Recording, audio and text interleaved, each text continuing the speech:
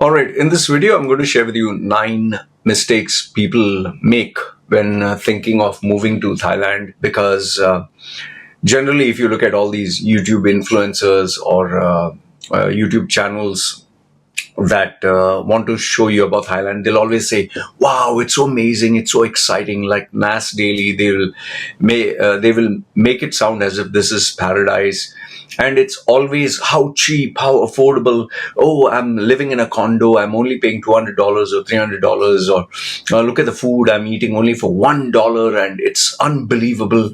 Oh, you can stay here and you can do this and you can do that. So the way they portray life in Thailand is so amazing. Like you literally begin to think to yourself, like, why am I staying in this country, that I'm staying? Why not? I'll just set up shop in Thailand. I'll just close everything and just run to Thailand and live happily ever after. And then obviously when they watch these YouTube channels, they'll see these petite looking Asian girls. They look so, black hair and beautiful faces and very slim toned bodies. And they think, wow, I would love to have someone like this. And then when you see other videos, the wife and the husband, a very loving family. So what people generally think is Thailand is heaven, is the solution to all the problems. Now, I'm not saying that Thailand doesn't offer lots of perks and benefits. If it didn't, I wouldn't be staying here. But there are a lot of challenges that these YouTubers or influencers don't talk about. And the predominant reason why they are marketing Thailand as wow, as because they want you to look at their videos. In fact, this is one very smart observation that I've had. Videos where a foreigner, say someone from America or UK or Australia, says why I packed everything and moved to Thailand, why I left everything and moved to Thailand. Those videos generally get 100,000 views or up to 1 million, 2 million views sometimes. But when they come out with the same channel where the person comes out with a video, why I'm going back to the UK or why I'm going back to Australia, they get only like 20, 30,000 views. There was one particular individual, I'm not going to name his channel, but he got 100,000 views for stating that he left his country and he moved to Thailand. Okay, and the comments were up to, I think, 4,000 plus comments, and like, wow, and this and that, you're living your dream. Thank you for inspiring me. I always wanted to do this. You have given me the courage. But subsequently, I think after 2 years, when he put the video that I'm leaving Thailand and I'm going back, there was hardly like, I think 100 comments and not many views on that video. So people, they say, if you have a bias, you're just looking at the opinions or evidence that would contribute to your bias, that would reaffirm, like, yes, what I thought was right. So I'm going to share with you these 9 points, and feel free to disagree. Okay, and I'm very sure many of you who would disagree with me maybe are people who have stayed in Thailand for 20 years, 30 years. So I leave the comment section open, and if you do have any questions, you can comment there. However, one very important thing I want you to keep in mind is, remember, when you're taking advice from someone, there is free advice that you can get from the internet that sounds all happy and perfect and very straightforward. And then there is advice you can get from people who are, let's say, lawyers, consultants, who will tell you what you need to hear. No, what you want to hear, not what you need to hear. And then finally, there are people who have lived in Thailand, who have spent many years, and depending on who you're asking or who the person is, he or she would either give you the real picture or they would just, like to play it safe. And for those of you who think, oh, Loy, I'll come to you and I'll speak to you, please note that I don't offer one-to-one consultation for free. The simple reason being is my time is money. I offer services where people book slots of my time for money. Okay. So I'm making it very clear. So if you're looking for free services, one to one, you would pay. So if you are looking for free, please go online, check who can give you free advice. There are forums, there are Facebook groups, and take a risk. Listen to both sides and listen to even trolls and idiots and everywhere else, and finally make up your own decision. Like I always say, there's no better teacher than experience itself. So sometimes maybe you need to learn by burning your fingers. So if you don't want to burn your fingers, then you need to shell out money. So keep what I said in mind. If you are to go to a consultant, or if you are to go to a lawyer who is based in Thailand, they will tell you what you want to hear, not what you need to hear. Okay? Because end of the day, they're looking for business. So why should they scare business away? All right. So let's move on to the 9 mistakes. Number 1 is, I think the biggest issue or the problem is this term, oh, it's so cheap. Wow. Even I'm guilty as charged. I have made videos where I've shared, oh, I'm eating this hot pot or this buffet. It's only for $1 or $2. Sometimes I've even said it on my videos like, oh, look at the rice. It's a few cents. You can get a bowl of rice. You can have a soup for 50 cents or $1. My clothes that I purchased is hardly $1 or $2. Slippers. Then even when we go out, like my scooter, it's very cheap, very affordable. So this thing about when you compare the cost that you're spending back home versus here, it's a no-brainer. This is cheaper. Like my rent, I used to spend, I'll give you in terms of dirhams because AED, you can do the conversion. In Dubai, I used to spend 45,000 dirhams, in Sharjah, sorry, is the neighbor of Dubai, 45,000 dirhams for a 1-bedroom, small apartment per year. Here, because the landlord now knows me for a couple of years, I'm hardly spending, I think, 10,000 dirhams or maybe 8,000 dirhams. So where is 45? Where is 8? Electricity, water, again, is much more cheaper. I think I'm paying 20% less. Internet is for free that I get to use here. It comes along with the house. Water is for free. There I used to pay at least, say, $150 for the internet, then another $300 for phone calls. So yeah, it is cheaper when you compare it back home. But now here's the question. If you are just fascinated with the word cheap and everything is cheap, understand this much, that you're not going to live your entire life being cheap. If you're going to come to Thailand, you want to live a good life. Okay. I'll make you understand. Like for instance, if rice, they say a bowl of rice and soup is $1, do you think you're going to eat a bowl of rice and soup for the rest of your life? You're going to eat it for breakfast, lunch, and dinner? Or let's say Thai food is very, very cheap. At what point do you think you will start getting fed up of this kind of food? Because for me, when I came to Thailand brand new, it was like, oh, exotic. It was so nice. It was so new. It was like, wow, amazing. But very soon I got absolutely fed up of eating Thai food. And today, given that I've lived here for, I think, 7, 8 years, I just don't want to eat Thai food anymore. Seriously, it's not that I'm disrespecting Thai food, or it's not my taste. I want to eat the food that I grew up eating. Like, for instance, this morning I had boiled eggs, 4 boiled eggs with salt. And let's say for the afternoon, maybe I'll have just, a little bit of rice and Indian kind of curry or something, and maybe few pieces of chicken.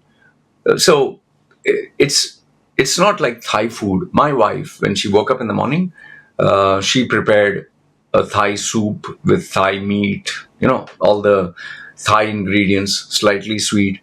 My daughter, she ate rice with meat, which is Thai food. So she's very accustomed to this. But me, I don't want to have that because I've tasted it, enjoyed it, and now I'm fed up. It's like having a pizza. You might love a pizza once a while, but you're not going to eat a pizza breakfast, lunch, and dinner. Pizza and pasta. At some point, you're going to be, no, man, I want to eat something else. So the first point is, yes, life in Thailand is cheap, but you're not going to live cheap. Like the machines that I have for my work and productivity, trust me, it is state of the art. It's the most expensive ones that you can buy from United States. Okay, the food that I buy for the family is the best produce that I can afford to buy. Like if I were to go with the logic that these influencers have, oh, $1, you can live in Thailand for, some of them say you can live in Thailand for $5 a day, food, for example. Well, you're absolutely mistaken. Me and my wife and my kid, we're not living on $5 a day. No way. If you'd ask me, I think literally we spend $50, sometimes $50 a meal, just a meal, me, my wife, and my kid.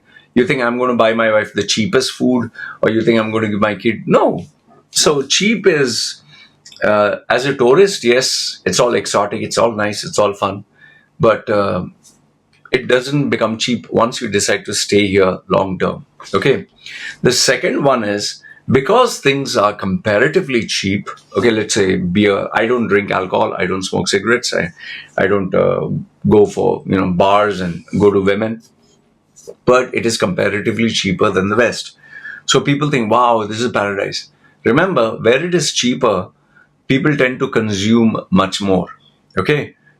So if, let's say, beer was, say, $3 or $5 back in your place, and here it's only $1, you'll think to yourself, I'm just giving an example. You'll think to yourself, man, it's so damn cheap. I'll have 2 or 3 beers. So you are going to enjoy yourself because things are very affordable and you'll eat much more. You'll consume much more. You'll drink much more. And then what happens? It negates that the benefit that was there, that yes, things are cheaper. But when they become cheaper, you tend to do it more. Let's say, for example, you have a habit of going to women, okay, for paid sex or paid pleasure.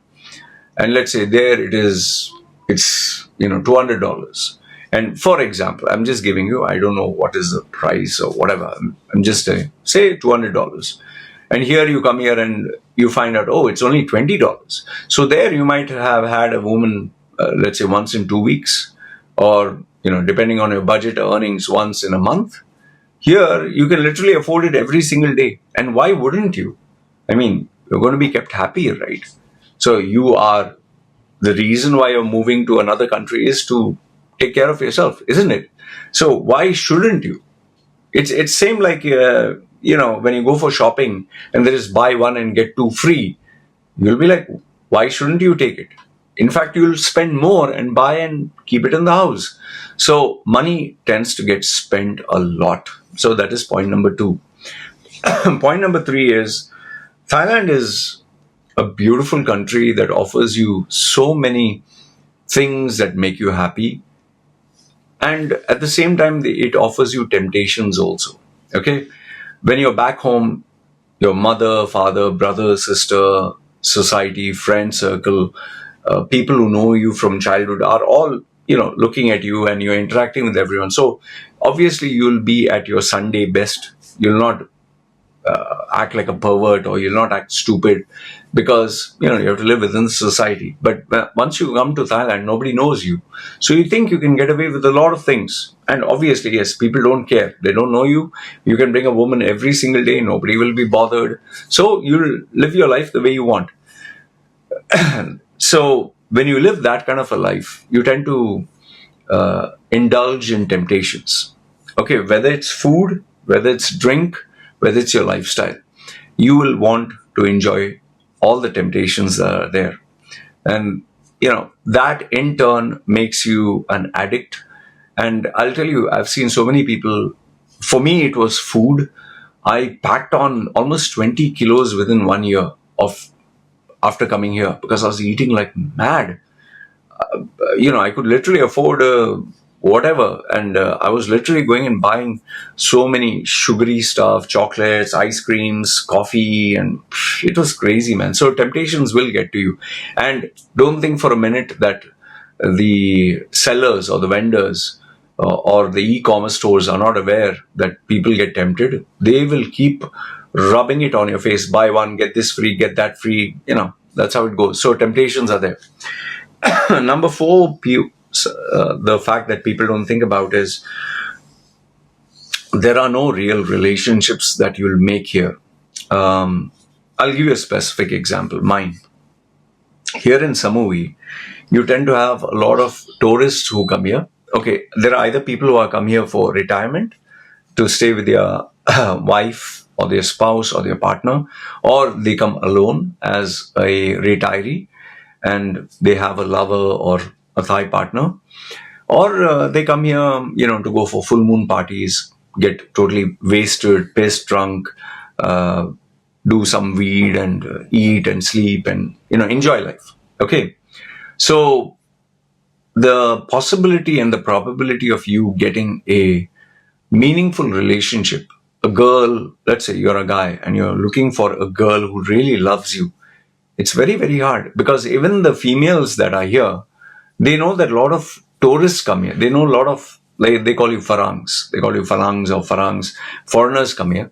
So they themselves are looking for, okay, if I'm going to have a relationship, I might as well have a relationship with a guy who can take care of me, take care of my needs, my family, the other expenses. I'll keep him happy, but he has to also keep me happy.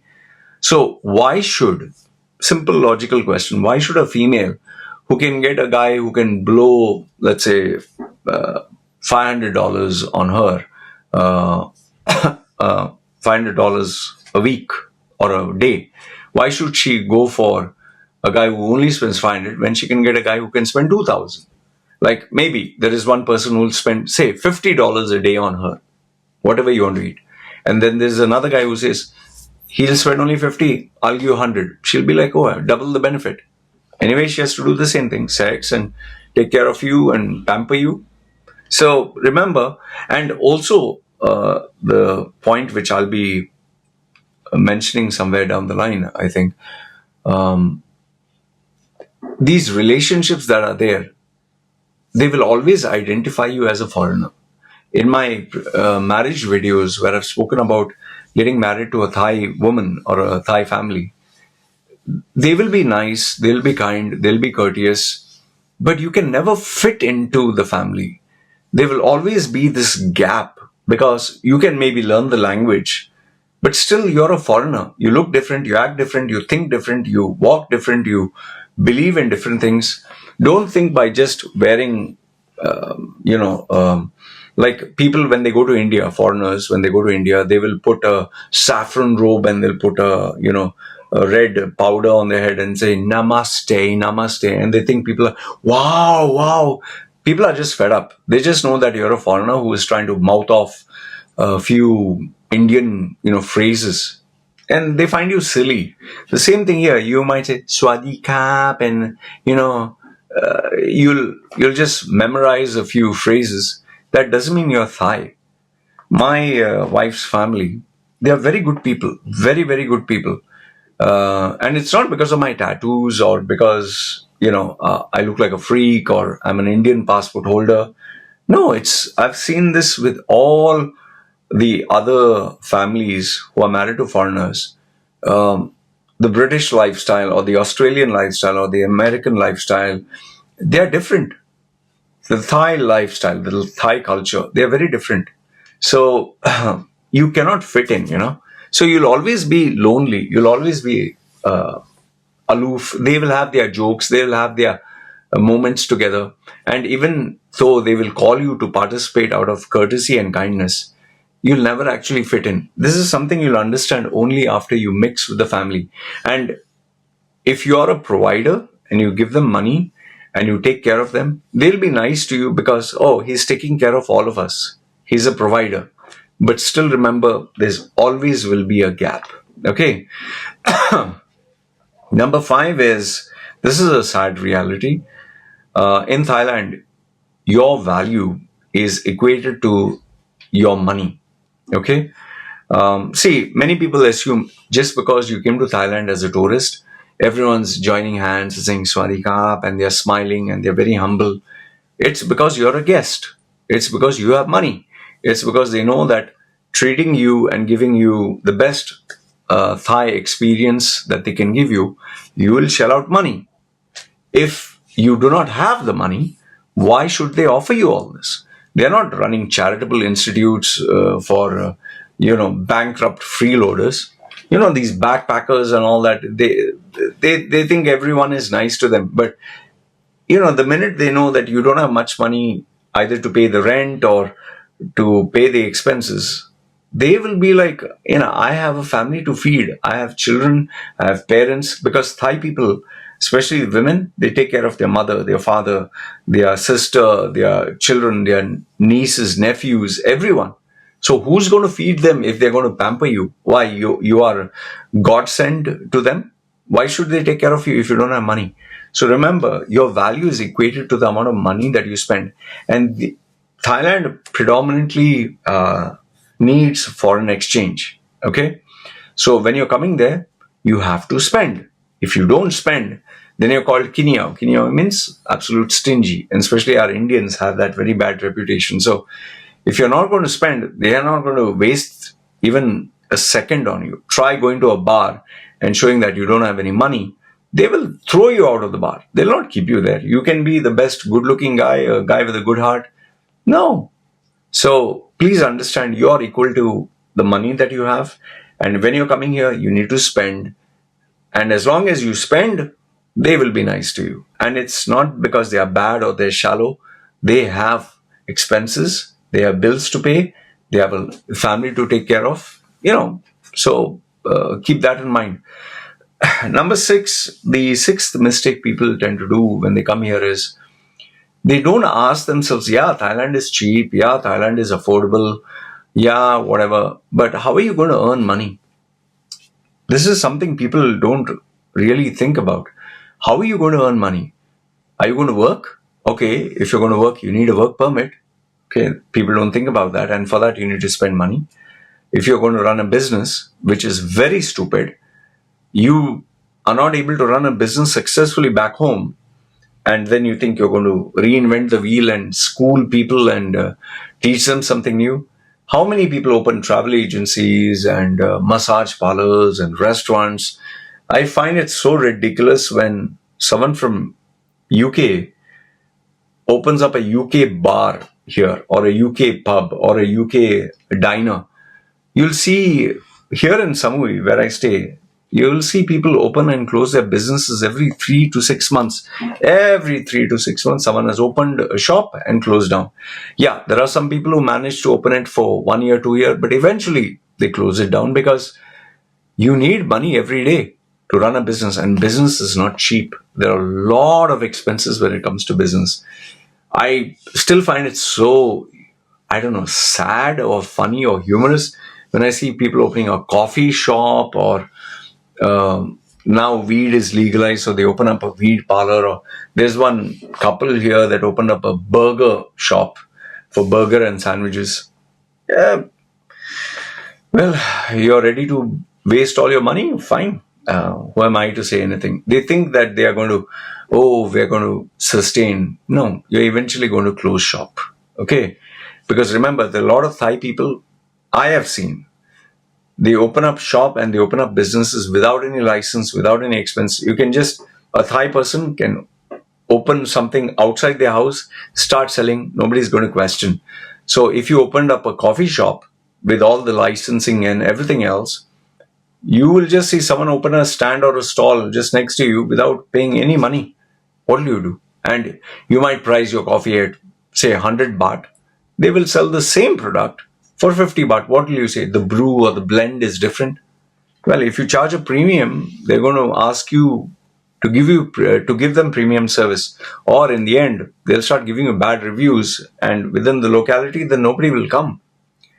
The next one, and also with this point is, I find it so silly when I get these Indians who ask me, "Hey, lawyer, I'd come there to get a job." What job? Why should someone give you a job? In fact, what is it? What is the skill that you're offering that is so unique that they cannot get local talent here? You just think, oh, I'm going to teach English and all that. Yeah, if you are white with a white passport and a background in teaching, fine. Don't think you're a carpenter there and you think, oh, because I'm an accent, I can teach you. Those days which were there before are gone. They are going to, they'll verify and check your background. And if you're caught, you're in serious trouble. I'll tell you that much. Number 7 is, about the career bit, to all the Indians who think they can come here and start working anywhere, they don't need Indians. And the salaries that you get, you will not be able to sustain and survive at all. If Thailand is very cheap and affordable, the salaries match that purchasing power. You will not be able to sustain and survive with the salaries that they offer. Number 7, this is a very common mistake. This is a mistake even I made initially, is you think you're smarter than everyone else. You think, oh, I'm going to do this. Like in my case, I thought I was going to open up create a Facebook group and have, seminars, events, all that I would do here. I thought I was very smart. I thought nobody else thought about it. Within, I think, a month or 2 months, I realized how stupid my idea was. There are so many people who think, oh, Thai people, they don't have access to modern technology and modern thinking and modern lifestyle. Oh, I'm going to bring this. I'll, bring cryptocurrencies. I will bring artificial intelligence. I will bring a restaurant. I'll automate systems. Yeah, all the best with that. You think, remember, you're not reinventing the wheel. The idea that you're thought of, it's not like nobody else has thought of that idea. Many people think, oh, my idea, nobody else has thought of.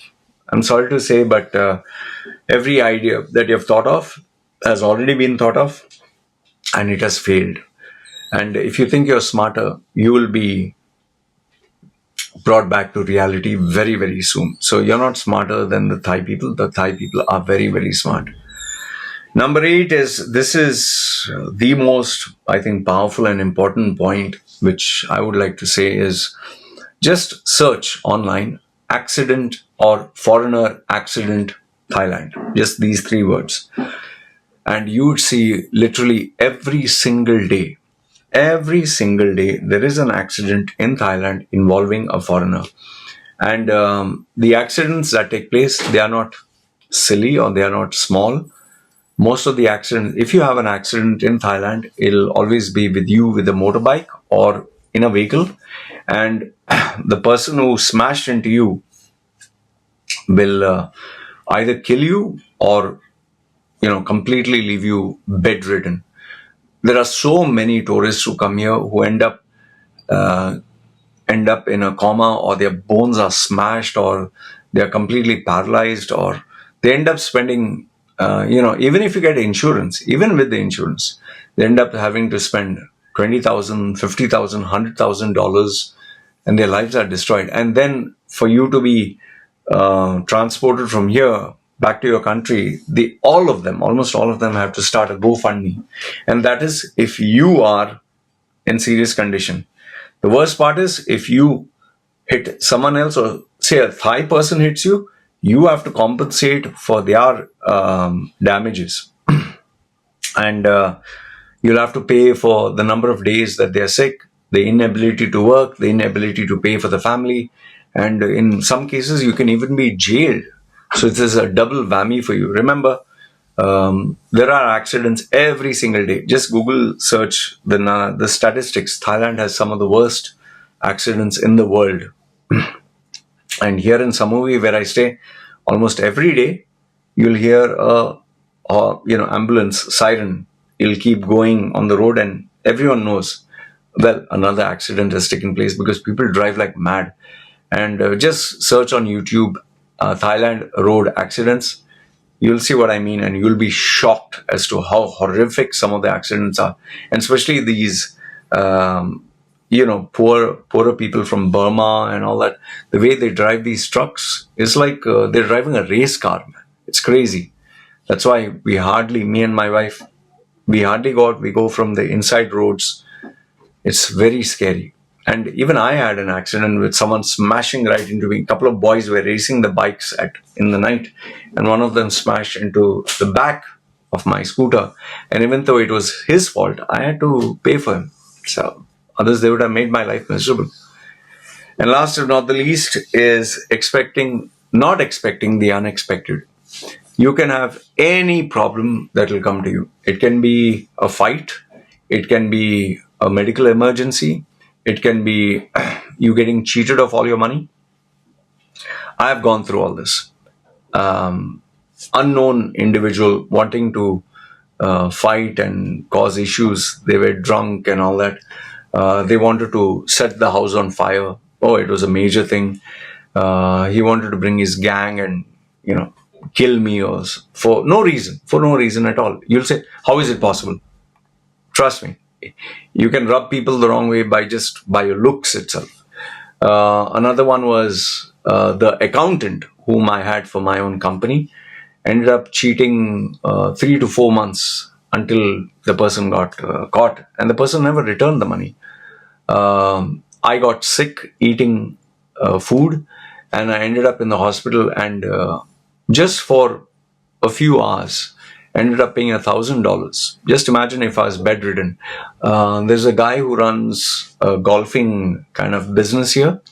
His mother got seriously ill, and he has ended up paying, I think, close to $50,000. She got into a coma. She went back to us, and they made sure they squeezed every bit of penny from her. And finally, he had to transport her to Bangkok, and from Bangkok back home. And it cost him a fortune, man. And there is never-ending list of things that can happen. People don't think about this. And if you're a foreigner, remember, the expenses for you will be charged much more than what you'd pay back home. So, see, in the end, what I want to tell you is this is not me trying to badmouth Thailand or trying to say that Thailand is not the place to be. But the point I'm trying to make here is, don't think Thailand is heaven or it's a place that all your problems will be solved and now it's happily ever after. Every country has its own challenges. Every new venture or decision that you make bring along with it new set of risks. So don't think that Thailand is, it's a cheap place. Oh, it's everything. Oh, it's paradise. Oh, the culture, the tradition. Oh, the Swadikap, or land of smiles. Land of smiles is limited to as long as you're coming here for a holiday. Short holiday, enjoy, bye-bye. But if you're thinking of making Thailand your home, be very careful. Make sure you have lots of money and you have a long-term strategy. Otherwise, you're going to end up going bankrupt and you'll go back home and all you'll be left with is memories. Anyway, this is what I wanted to share with you. Let me know your thoughts in the comments below. Good, bad, ugly. Feel free, and if you disagree with any of the points, you can be specific about it. And if you're seeking advice one-to-one, remember, I told you in my case, I charge, so I'm not trying to convince you to come to me. Rather, I would say that if you're going to someone for advice and you want it for free, then go to someone who has been in the country for at least minimum 5 to 10 years. Okay? Having said that, that's my experience. Let me know what you have to think in the comments below. Good, bad, ugly, feel free. This is me signing off. Take care.